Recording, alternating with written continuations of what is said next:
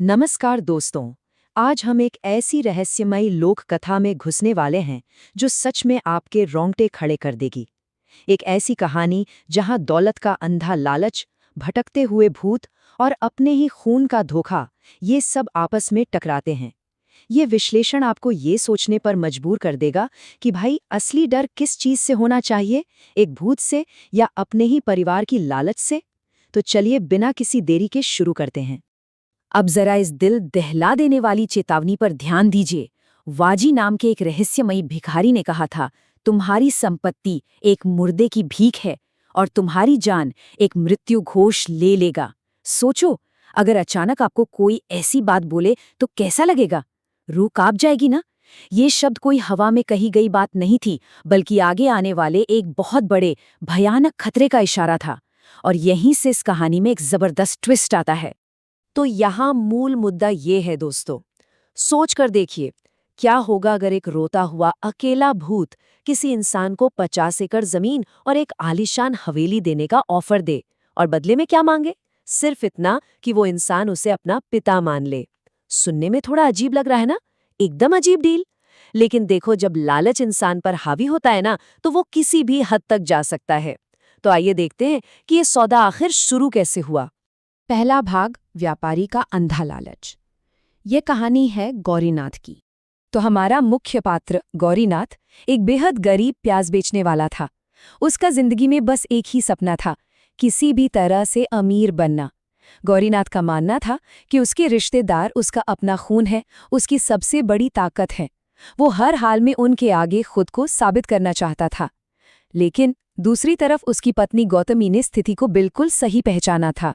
गौतमी कहती थी कि ये रिश्तेदार और कुछ नहीं बल्कि गिद्ध हैं, जो सिर्फ उनकी मेहनत की कमाई नोच खाने के लिए उनके साथ चिपके हुए हैं। ये दो अलग अलग नजरिए समझना आगे के लिए बहुत जरूरी है।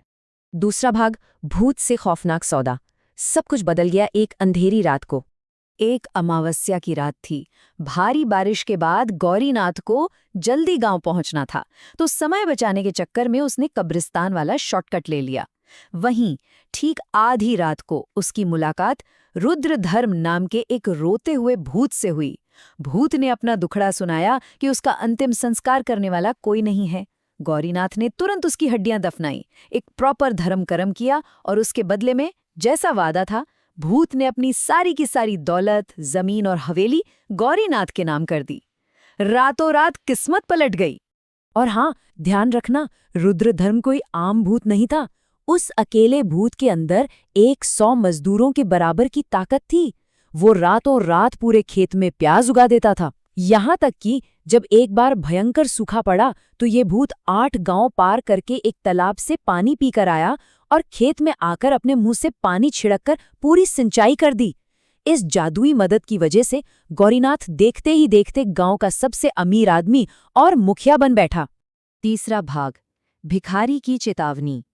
यहाँ से कहानी में मौत की आहट शुरू होती है। लेकिन देखो, जहाँ जादू होता है वहाँ कोई ना कोई कीमत तो चुकानी ही पड़ती है ना? कहानी में एक नया खतरनाक मोड़ तब आता है जब वाजी नाम का एक भिखारी गौरीनाथ के दरवाजे पर आता है और दान लेने से साफ इनकार कर देता है। वाजी ने बताया कि गौरीनाथ पर मृत्यु घोष का साया पड़ चुका है। अब ये मृत्यु घोष क्या है? ये एक अलौकिक मौत की पुकार है, एक रोना जो किसी भी व्यक्ति की जीवन शक्ति को धीरे धीरे निचोड़ लेता है। और सबसे डरावनी बात, वाजी ने देखा था कि वही भूत जिसे गौरीनाथ अपना पिता मानता था, छत पर बैठकर यही मौत का संगीत गुनगुना रहा था।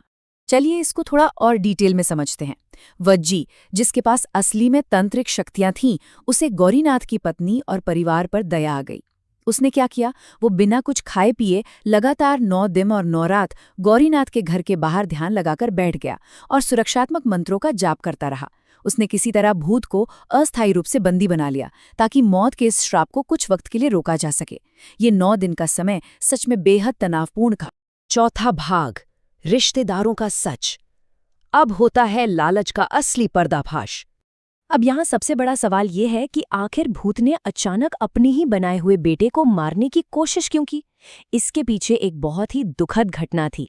हुआ ये था कि कुछ समय पहले शंकु नाम का एक लड़का आया था, जिसने दावा किया कि वो उस भूत का खोया हुआ पोता है। गौरीनाथ को लगा कि अब उसकी दौलत छिन जाएगी, और उस डर में उसने उस लड़के को चुपचाप बंदी बना लिया। बदकिस्मती से कैद में बीमार पड़ने की वजह से उस लड़के की मौत हो गई। जब भूत को ये पता चला कि उसके आखिरी वंश को मार दिया गया है, तो वो पागल हो गया और बदला लेने पर उतारू हो गया।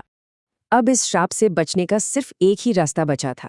किसी खूनी रिश्तेदार को अपनी आधी उम्र गौरीनाथ को दान करनी थी। और यहाँ दोस्तों, उसकी पत्नी गौतमी की गिद्ध वाली बात बिल्कुल सच साबित हुई।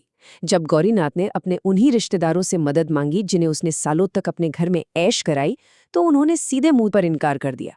उन्होंने साफ कह दिया, हम तुम्हारे पापों का शिकार क्यों बने भाई, बुरे लोगों के साथ बुरा ही होता है।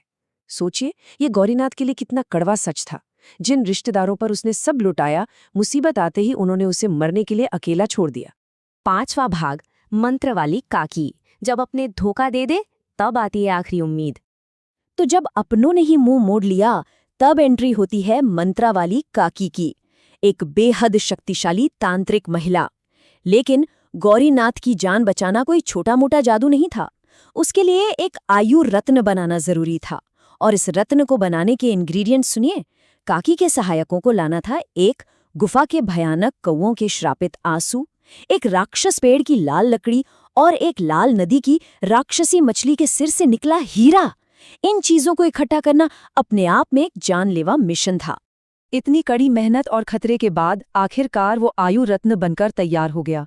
उसे सुरक्षा मंत्रों के घेरे में रखा गया और चारों तरफ से कड़ी पहरेदारी की गई। लेकिन तभी एक ऐसी घटना घटी जिसने सबको हिलाकर रख दिया। सुबह की किरण फूटने से ठीक पहले वो जिंदगी बचाने वाला आयु रत्न वहां से अचानक गायब हो गया। अब पूरा घर अंदर से लॉक था, बाहर से कोई परिंदा भी पर नहीं मार सकता था। इसका सीधा सा एक ही मतलब था दोस्तों, चोर घर के अंदर ही मौजूद था। छठा और आखिरी भाग, कर्म का खेल और अंतिम सत्य। काकी को फौरन समझ आ गया था कि इस चोर को पकड़ने के लिए कोई मामूली तरीका काम नहीं आएगा, और उनकी अगली चाल सच में कमाल की थी। उन्होंने एक सुनहरा भूत बुलाया। अब एक्चुअली में ये कोई असली भूत नहीं था, बल्कि भेस बदला हुआ एक जादुई भरूपिया था। इस नकली भूत को बुलाने का एक ही मकसद था, चोरी करने वाले के अंदर इतना आतंक पैदा करना कि वो पैनिक में आकर खुद ही अपना गुनाह कबूल कर ले। और पूरी तरह से काकी का ये मास्टर प्लान काम कर गया।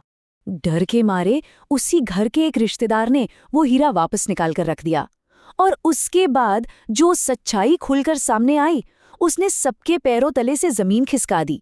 ध्यान से सुनिए, वो लड़का शंकु असल में भूत का पोता था ही नहीं। उसका असली नाम भूपति था।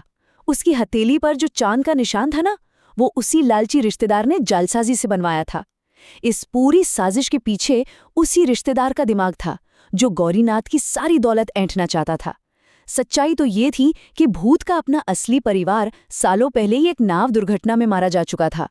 जैसे ही भूत रुद्र धर्म को इस पूरी झूठी साजिश का सच पता चला, उसका गुस्सा बिल्कुल शांत हो गया।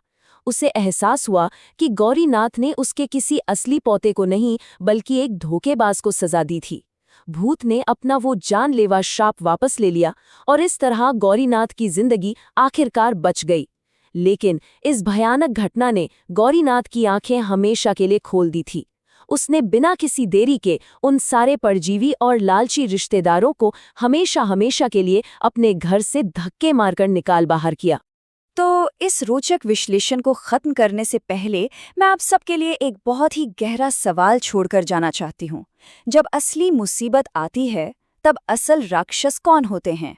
वो अलौकिक भूत जिनके साथ शायद आपने कोई सौदा किया हो, या फिर लालच में अंधे हुए खुद के परिवार वाले जो आपकी मौत को भी अपने फायदे का एक मौका समझते हैं? सोचिएगा जरूर। आज के इस विश्लेषण में हमारे साथ जुड़ने के लिए आप सभी का बहुत बहुत धन्यवाद। फिर मिलेंगे ऐसे ही एक और नए और रोमांचक विषय के साथ।